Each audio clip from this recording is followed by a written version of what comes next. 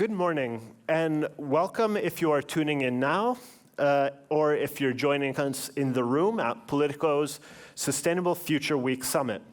My name is Carlo Martuscelli, and I'm a European economy reporter at Politico. Today, we're going to have a panel discussion on a Green Deal implementation and energy prices, and protecting the bloc's competitiveness. Obviously, competitiveness is the big buzzword of the new von der Leyen Commission, and as we saw from Mario Draghi's recent report, there's some big problems in that field, among which also energy prices. So Europe is facing a formidable challenge at the moment. It's trying to drive through a new green industrialization, but at the same time, it's dealing with the lingering effects of the energy shock following the Russian invasion of Ukraine. So even as we're talking about industrial strategy and grand plans, what we're actually seeing on the ground is a wave of factory closures, rising unemployment in some European countries, and this is specifically concentrated in energy-intensive sectors, among which steel, which is one of the things we'll be discussing. So Ursula von der Leyen has promised a clean industrial deal, and the energy market and energy market reform is doubtless going to be a part of this. But I think the big outstanding question, and the question I hope we can discuss in the panel, is to what extent are there tensions here between achieving our industrial objectives and making sure that we stay on the path to a green transition and an energy market that favors the uptake of renewable energy. So we'll be discussing all of these topics and more. But without further ado, I'd like to introduce our panelists. So we were meant to have Anne van Jensdijk, Vice President and Head of Government Affairs and Environment at ArcelorMittal, but unfortunately, she had to withdraw. So in her place, we have Robert Janek, also from ArcelorMittal. Thank you for joining us. We also have Nicolas Gonzalez Casares, MEP with the SND and a member of the Industry Committee. And we have Samer Moses, Head of Fundamentals at Energy Aspects. So yes, thanks a lot for joining with me today. I'll sit down now. Oops, I had my earpiece fall out. Okay, well. I like to start these panels with a quick fire question. So I'm going to ask you to keep your answers to about a minute. And my first question is, if you had a magic wand and you could do one thing to fix the European energy market to support competitiveness, what would you do? So Robert, do you want to start? Hey, thanks a lot, and especially that we can discuss this now on this new basis and the Draghi report, etc. And the new commission, new rounds, new chances for better, indeed, rounds for policy. Quick, but just one thing is, per se energy markets, I think it takes too long, unfortunately. We cannot go into that. We need now a quick fix for energy intensives along the Draghi report, something like cost-based prices to pay the real cost of the, let's say, energy, and then we can actually get the energy.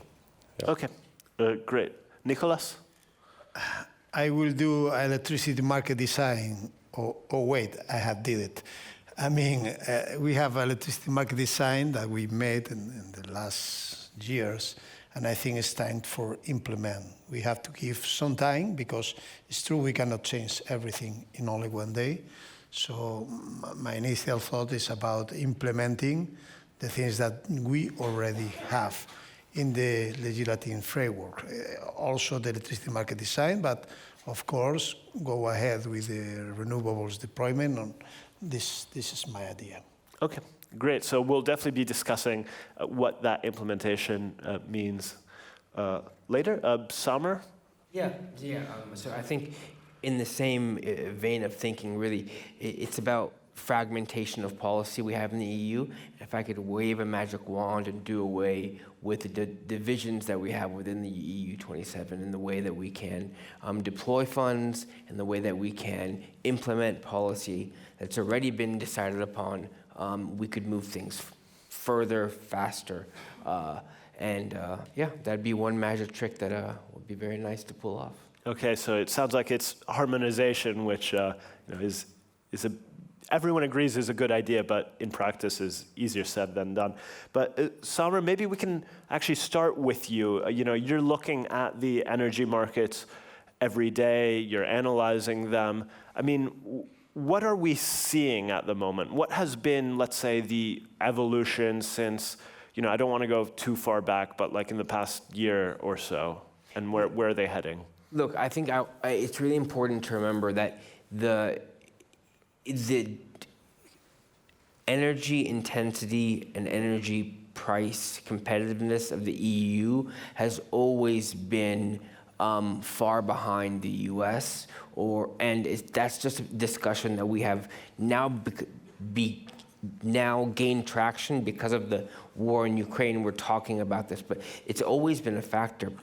Energy prices in industrial Europe have been twice US prices for a long time. And I think what we're looking at today is a further bifurcation of the drivers that caused that divergence. And in the US, you have this drill baby drill kind of mentality that's come into the office. And while we can argue on how much more energy you can actually pull out of the ground there and how much more renewable energy you can actually build in the US, regardless, the environment there is one that is regulatory-wise much more conducive to build out. And I think the trends that we see in the EU is actually a great example is refinery closures. We see refinery closures right and left in the EU because of the cost of maintenance, the cost of regulation, the cost of carbon. And I'm not one here advocating for further hydrocarbon use, but I'm one that's advocating for regulation that allows for security of supply within the EU. And I think we will only see here a stronger, deeper, and more politically dangerous if you will, dependence on energy sources from abroad. In some cases, it's great. EU, US. When I was working at the White House, one of the things we worked on was EU, US energy security collaboration. LNG was a big part of that. Excuse me. And I think in that sense, that's positive. But then you have a negative side of the dependence as well from other countries. Yeah, you were director of energy markets with the Biden administration. Yeah, so I was a civil servant, so not a political appointee, but I was director of energy markets on the National Security Council at the White House, and before that was played a leading role in the energy team, the team advising Secretary Yellen at Treasury on energy and economic policy during the Ukraine conflict. Okay. That's just to contextualize the remarks a little bit. Yeah. Just before we move on from you, I just wanted to ask a final question on the market side of it, which is just a very simple one. Every winter now since the invasion of Ukraine, there's been this recurring worry about LNG stockpiles and whether we're going to get blackouts. How's it looking this winter? Should we be turning down our heating and bracing for some very high bills, basically? I mean, what we saw in the past 2 years, we will not see again this year. I think we're safe from that. Storage levels are extremely healthy. I think the real big question is actually going to be next year and what we see in 2026 and 2025, when the market expected there to be a lot of new supply coming onto the market that's actually being delayed because of infrastructure build-out issues. And I think the question about this winter is not as important as the question about next summer and how much it's going to cost to refill. Interesting. Yeah. Okay, Robert, I wanted to move over to you because Eurofair said that European steel production is at its lowest point since it started keeping records in the 60s. So I just wanted to ask you, what's going on? I also know ArcelorMittal announced 2 factory closures in northern France. How linked is all of this to energy prices? Thanks a lot. Those 2 closures in France were service centers, so not really production sites. Okay. They are very linked to energy, but energy is a part of the picture. So you have trade measures, you have CBAM, and you have energy and some other things. But those are the real things to determine the investments in Europe. I'm going to stick here to energy because this is the subject of the day.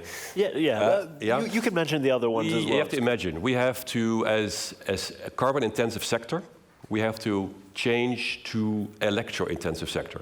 And right now we basically produce big part of our energy ourselves. And that will stop when the blast furnaces stop. You will have to go to DRIs and EFs, direct reduced iron production sites, or electric arc furnaces, basically smelters, and based on hydrogen. And so ideally, that could mean like 12 times more electricity in this case, if you include hydrogen electricity production than currently. Which means that we will be basically dependent on that. And if you make investment decisions, you have to know that this is actually feasible. I'm just talking about the energy part of that picture, of course. Now, what is happening? In most of our competitors, don't have this push to change. So the other part of the change is not change and have a zero footprint. Just you close. So China, you close. Example, no, you close. So our challenge is to really invest in DRIs and EFs to get this business case. Our competitors are paying cost-plus prices, be it via tariffs, be it via direct sourcing. There is, in most countries, not a market like we have based on basically the highest price you can pay. By the way, for consumers too, but this is done for us. So this is a difference with the competitors. And as you said, we have been living for a long time with higher prices, but now their spike and the difference is now not 2 times, but 4 times. That we cannot live with. This is the problem. So if you already have a disadvantage, how come your energy is priced by a marginal pricing system which your competitor don't have, which is not linked with the actual costs? So if you don't get that right, there will be not this as a part of the business case. So we as energy intensive, just like Draghi said, by the way, we really need to implement the Draghi report as a basis of that and to how to implement that. Well, we cannot get to a new market reform, but let's have an implementation of the new. That's why it's so really great that we have now this action plan to get affordable energy price from the Commission. We will see that electricity prices will indeed be sourced to us in a way that is linked to the actual costs. If that happens, and of course we need a transition, we know that if you put a lot of new renewables in the system, that eventually the price will go down. This will be about 2034, something like that, but not in the short term. So this is really well recorded by the Commission report from the JRC. So we need something in the meantime. We need transitional bridge prices to that time to reach there. There is some proposals, for instance, in Italy now, and that we really need to be allowed by this new policy. If that happens, then there's a business case for this to happen. So we have it in our hands. It's possible, but it has to be done. And what is really important is that people not going back in their silos and just making policy again based on the highest price possible. No, we need some solutions, and this are just in my own corner for energy intensives. I'm not talking about the whole market design. This is another discussion, but that needs to be happening. Okay. Thanks. Sandra, did you want to jump in? I think it's spot on what you're saying, but one of the things I want to highlight that often isn't given enough attention is, yes, renewable build-out, expansive, nearly vertical on the chart, but there also needs to be taken into consideration when we think about the cost of the transition, times in which you need baseload supply that's not provided. And I think that is there can be some very massive spikes. If you have to keep a gas plant that operates 3 times a year, but you have to keep it there, otherwise you're going to get blackouts, that plant is going to charge the market exorbitant fees, and rightfully so. And so I think when we think about the cost of this new system, we have to keep into consideration those kind of spikes, those kind of dynamics. The transition will not be cheap, Nicholas, I wanted to ask you to respond to Robert. I mean, he's making the case, that industry needs some help to make this transition until, these energy prices start falling again. At the same time, though, we see around Europe, governments making some very painful decisions about spending, cutting social services. I mean, is it difficult to justify subsidies to industries in a moment of, let's call it what it is, austerity? I was paying a lot of attention to both sides. For me, it was very important to listen to the people in this case. It's true that the Draghi report highlighted that we have double prices sometimes than USA and other blocs. But the reality, the main cause, is that we have to import fossil fuels. From the war in Ukraine, we have to massively buy LNG from USA. Thank you for that. But you receive a lot of money for here. It's true. And we pay a lot for that. So the answer is very clear. With more renewables, with more deployment of our own sources of energy, we will be less dependent on others, mainly Russia. You are our friends, but Putin is not. So we prefer to have our own energy. And it's clearly shown in the market that if we have more renewables into the market, we are going to pay less in our energy. But my second reflection is about what is competitivity? Competitivity are tariffs and subsidies, or is research, development, and efficiency. Because I'm not an economist, but I can see that it's not clear that competitivity should be based in subsidies and in tariffs. It's against commerce, it's against free market, and I'm not defending a free market. I'm defending the regulation of the market to well function in this market. But we have to tell us the truth. And the truth is, there is an article written by Paul Krugman from USA. Almost 20 years ago, he said that, what is competitivity? Competitivity are low prices. I don't think it's always low prices. It's also make the things very well. And that also Krugman pointed out that competitivity is not against blocs. It's not against USA, Europe, and China. This is not the real competitivity. Competitivity is across sectors. And this is a reality, for example, with the steel sector. So we have to keep an eye, keep attention on what is really happening, for example, in this sector. That is true that there is an overcapacity, there is bad winds coming through the Atlantic because they are saying that are going to impose tariffs, and we have seen in the past a lot of tariffs, for example, in the steel sector. With this Chinese overcapacity, we can have some problems.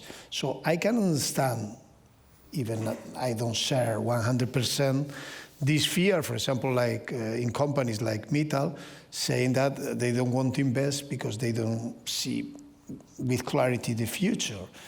But of course, we are giving money to them. They can say us before that they don't want to use this money because we can take this money and put in other fields, like, for example, deploying renewables. So it's time for us, for all of us, to reflect on that. What is competitivity and what is the right measures to improve the competitivity of Europe? For example, regarding the steel sector, you mentioned carbon border adjustment, the CBAM. But when you requested the CBAM, you forget some things. For example, Chinese producing green steel with no CBAM taxes. So we have also our duties, our homework to do here, and of course decide what is competitivity, what is the reality of competitivity, what do you want to solve? This is the right thing. Yeah. Well, we'll definitely return to the point of, to what extent we should even be maybe trying to stay competitive in certain sectors, to what extent maybe we need to be concentrating in new ones. But I did want to return to energy markets for a second. And I wanted to explore a bit it's not a tension, but the two sides of it, which is one is the physical infrastructure side, the other one is the pricing side, how you shape the market prices.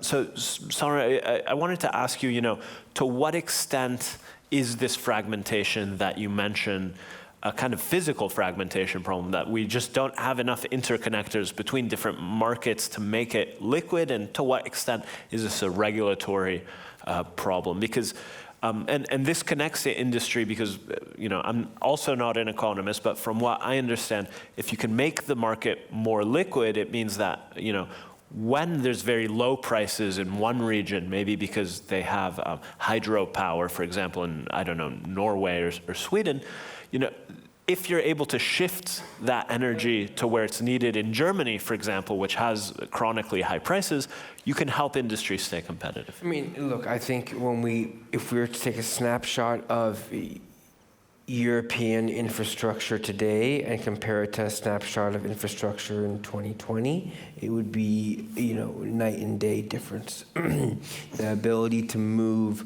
molecules all the way west to basically Central Europe it's possible now, and I think there are still pockets in Central Europe that are, that should be concerned about what will happen in January when Russian gas is finally completely cut off, right? So I think, our view of energy aspects, and we spend a lot of time digging into the markets, and it's what we do, and I think frankly we're the best at it. I have to think that. The view of the Ukrainian gas transit contract expiring and Russian gas stopping flowing this winter is going to highlight pockets within Central Europe that are still isolated from the market. So we're not fully there yet. I think liquidity is a huge factor. It's another thing that we do at Energy Aspects, looking at through our quant service, how are paper markets, financial markets driving TTF, for example. And you might remember about a month ago, or 2 months ago now, we had a one-day huge drop in TTF. Can you define TTF? Sorry, TTF is the price marker for European gas in Western Europe, basically. And it's a marker used globally when thinking about European gas, and you had a huge movement, and that movement was based on financial flows, right? This is not about physical anything. And I think in those terms, just like in oil, we're reaching a place in natural gas where you're having that kind of liquidity. Where a news article will drive a price, which will then impact a consumer. Now, that's a good thing, right? I mean, you want these markets to be liquid or it's not. A double-edged sword. It's okay. a double-edged sword because news is news, and fake news is fake news, and you never know how it's going to drive price. And I think the thing that we need to keep in mind is that gas is the marginal source of power generation, and because of that, the consumers most impacted by power prices. So increased liquidity in gas markets will increase the responsiveness of basically gas markets and then power markets to what's happening in the non-physical world. If I want to say non-physical, I mean not physical energy molecules, but energy chatter. And the energy ethos, if you will. And in that regard, I think we should expect energy transition to be one that is extremely volatile when it comes to energy prices. If I was to underline words for the transition, it's going to be expensive and volatile. Positive, we want it, we need it, but we should be prepared for that volatility and that price point. Some scary words. Robert, on the topic of transition, so we had the Markets and Environment Commissioner, Competition and Environment Commissioner Teresa Ribera visit, I believe, one of your plants in Belgium recently, and at the same time, ArcelorMittal announced that it was putting on hold some decarbonization plans. So I wanted to ask about that.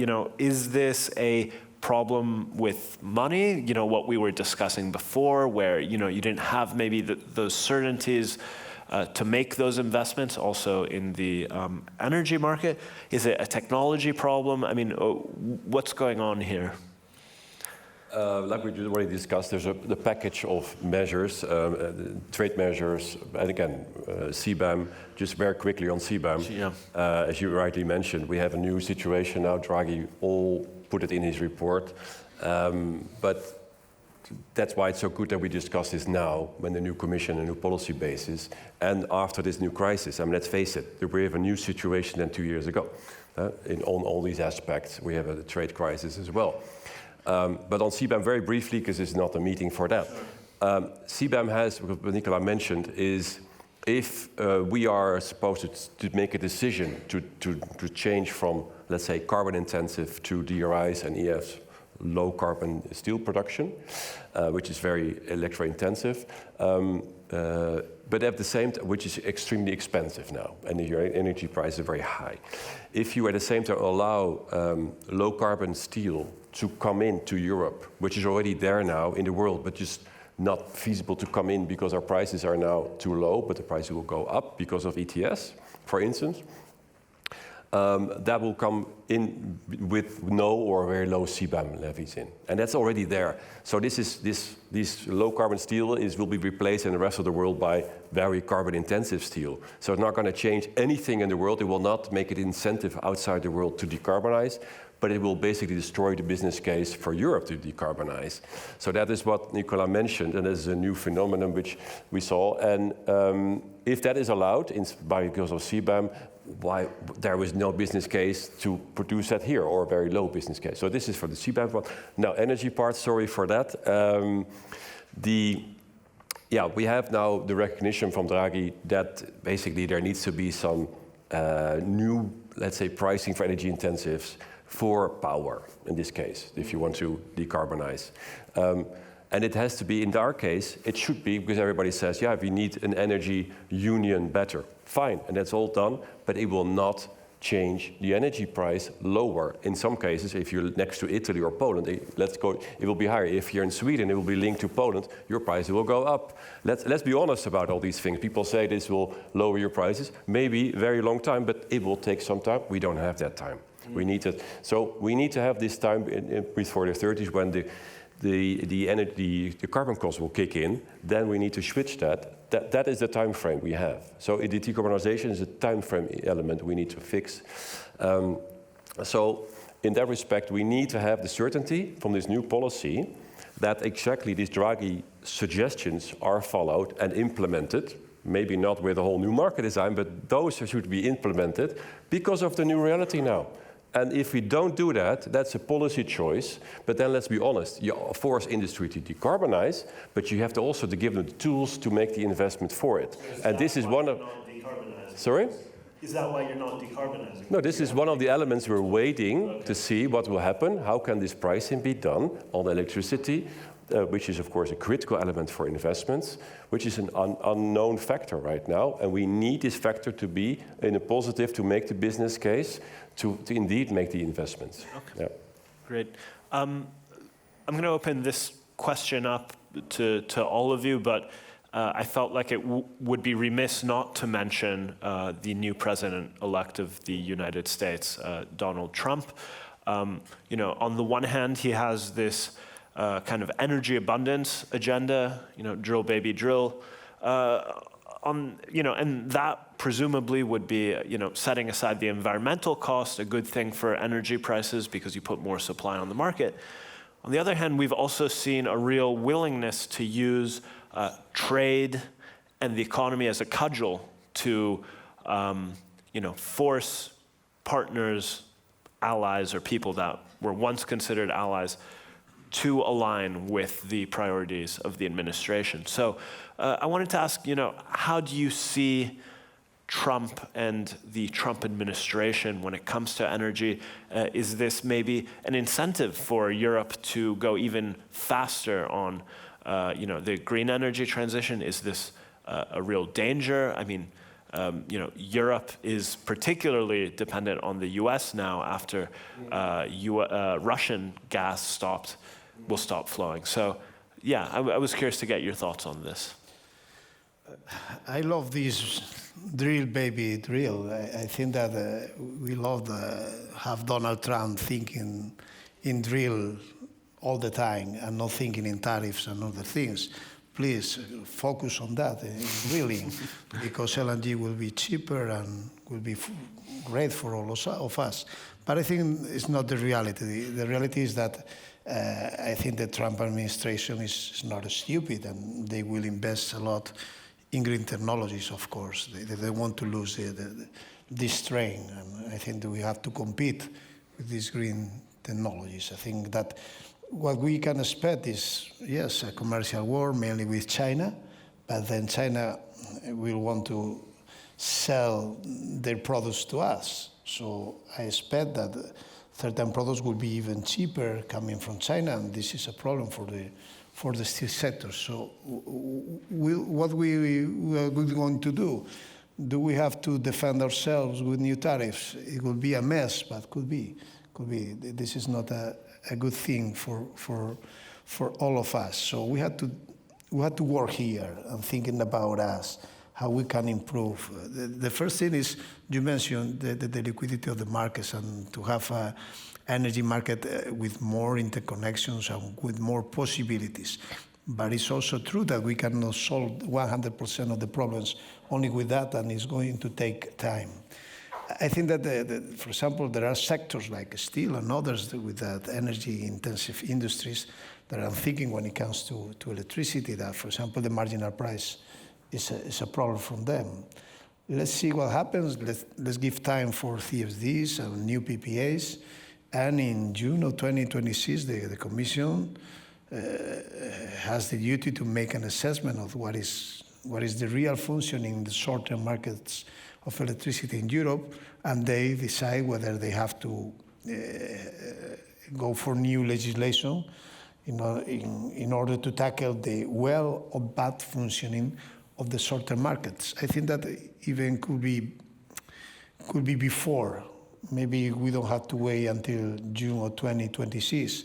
But I also expect that Europe, maybe in this volatile world of the transition, we have the opportunity sometimes to take some decisions that are not the only based on market decisions.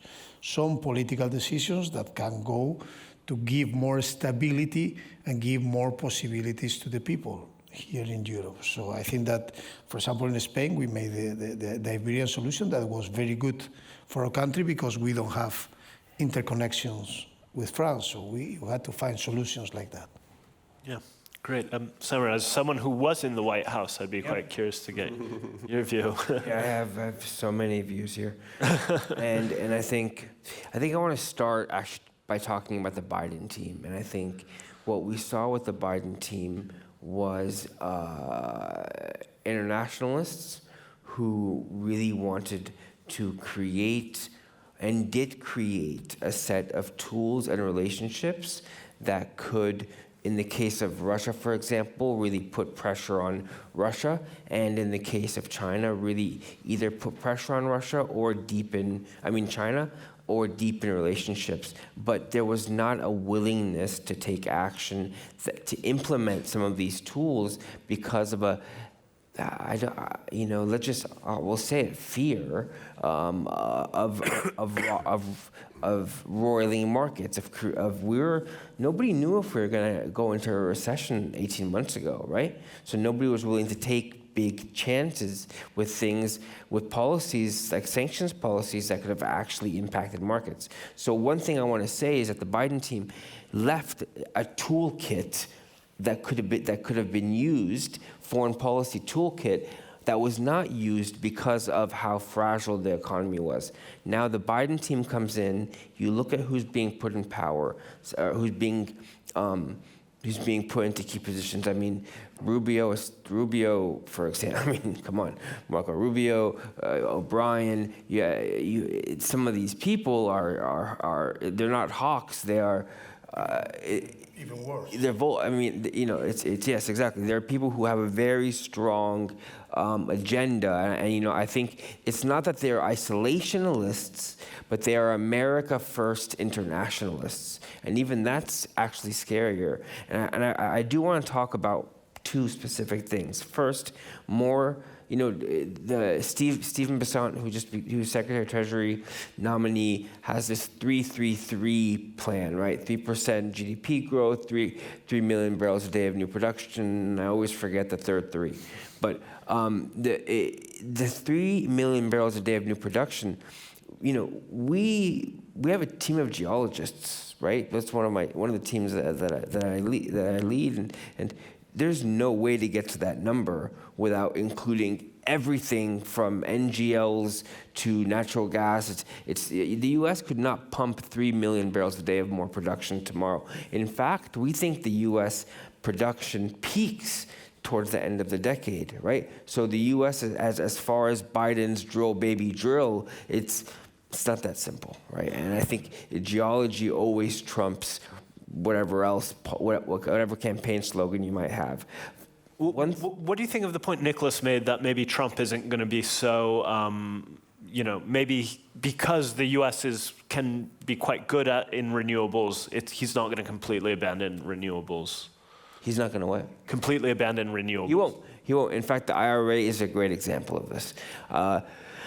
We don't think that they touch much of the IRA, the Inflation Reduction Act. Why? Because the Inflation Reduction Act has benefited, through its tax credits, massive amounts of people who live in Republican districts, and it has become a bipartisanly supported policy despite the rhetoric you see out front. I mean, I think the one area that you'll see some pushback is 30D, the vehicle tax credit, because it's so expensive, and Trump hates EVs despite his Elon Musk bromance. I don't think they'll abandon renewables domestically because of that IRA dynamic. But at the same time, we will see a loosening of methane regulation, an easing of pipeline permitting policy, increase in acreage that is put up for auction, and that will support, oil as well.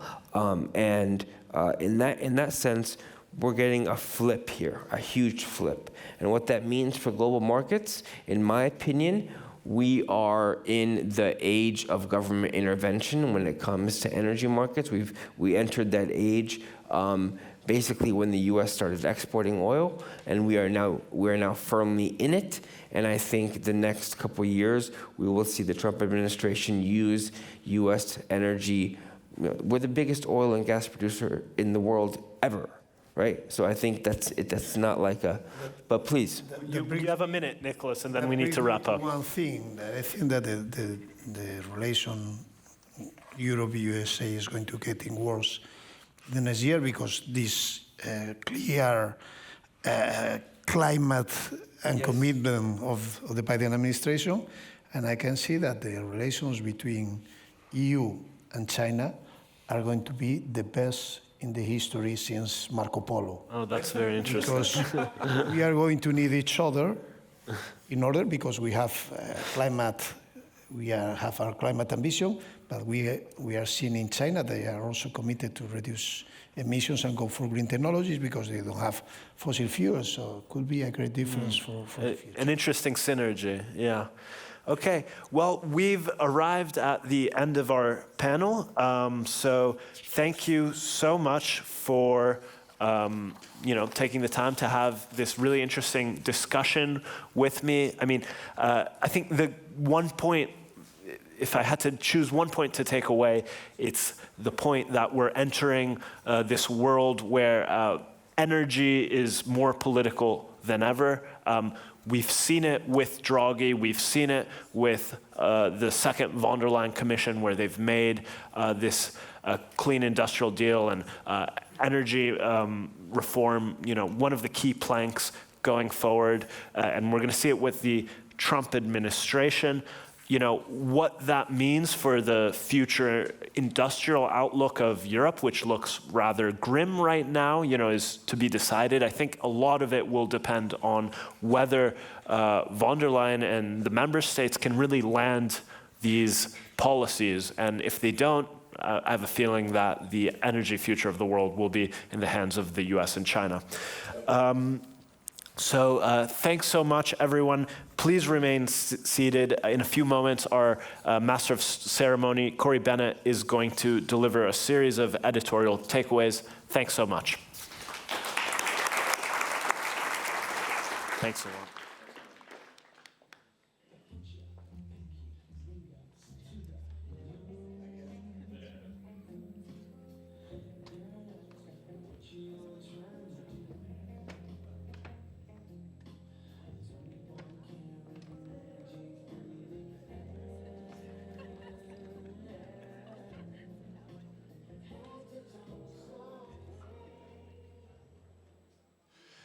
Hello again, everyone. I am just here essentially to release you to lunch and say a few final thank yous. That does bring to the conclusion our morning of day 3 of Sustainable Future Week, where we were covering industrial policy, competitiveness, and a little climate in there for you too.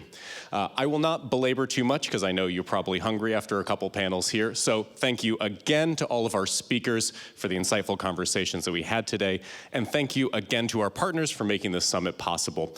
Once again, our leading partners, we have Amazon, BMW Group, Coca-Cola Europe, Corteva Agriscience, sorry, the mic, GE Aerospace, Mueve, and the Polish Electricity Association. We have our presenting partners, ADM, EDF, Geopost, GE Vernova, IRU, McCain, and Yara. Our networking partner, that's A2A, and our visibility partner, that's the Zoe Institute for Future Fit Economies. So now, we will be hosting lunch. That'll go from now until 2 p.m. in the main networking room. You guys all came through there this morning. And thank you again for your participation this morning. This afternoon, we will be back with an afternoon that is dedicated to sustainability policy. Okay, have a wonderful lunch, everyone. Thanks again.